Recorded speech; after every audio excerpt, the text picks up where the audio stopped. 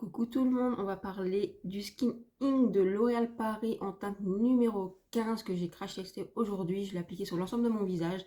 Alors déjà on va parler de la teinte qui est censée être teinte neutre. Alors franchement si je m'éloigne vous verrez bien je suis beaucoup plus foncée sur le visage que sur le cou. C'est une teinte qui donne plutôt jaune sur moi. Je pense que c'est une teinte qui pourrait plutôt être adaptée pour moi cet été et encore à voir. Voilà, ça c'est déjà un grand bémol, il faut que je regarde s'il y a une teinte en dessous. Après, s'il y a des teintes beaucoup plus inclusives aussi pour les peaux beaucoup plus foncées, je l'espère. Je pense que s'il y a des teintes aussi un peu plus foncées, vous pouvez aussi l'utiliser en tant que bronzer. Voilà, c'est une texture légère, fluide, qui s'applique facilement. C'est une couvrance légère, légèrement. Vous n'allez pas avoir une haute couvrance ou que ça vous couvre beaucoup vos taches ou vos rougeurs. Pas du tout. C'est un fond de teint qui unifie en fait.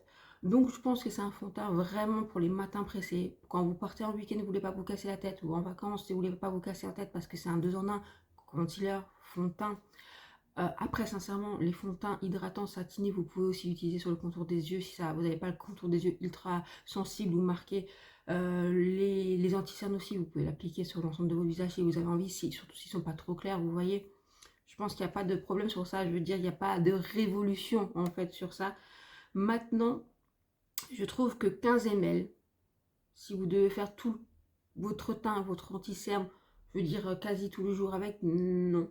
Maintenant, si c'est occasionnel pour mettre, comme je viens de vous dire, partir en vacances, en week-end, ou voilà, pourquoi pas.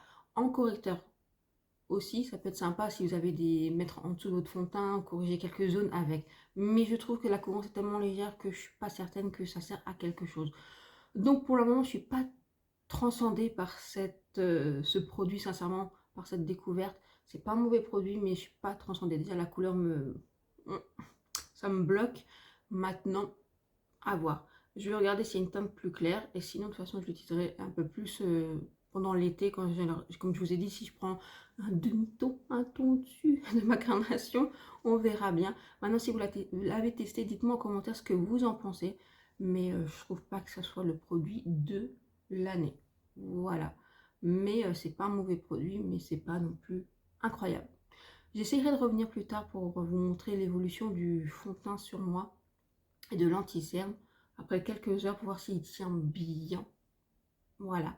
Mais franchement, pour le moment, je suis pas. Je vous souhaite une très bonne journée à tous.